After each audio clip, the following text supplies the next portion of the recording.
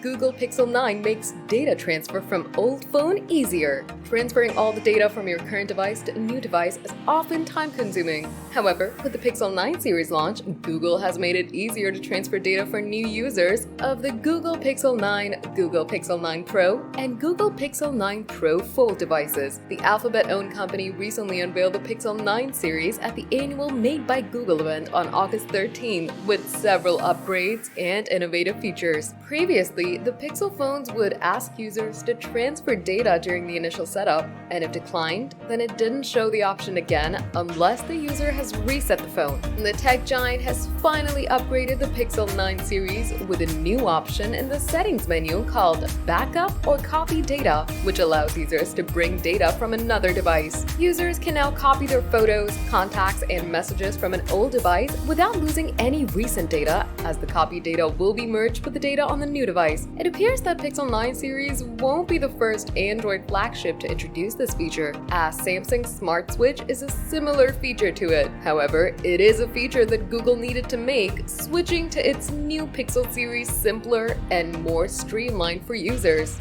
Google has been working to make its smartphones a reliable alternative to other major competitors in the market, such as Samsung, Apple, and more.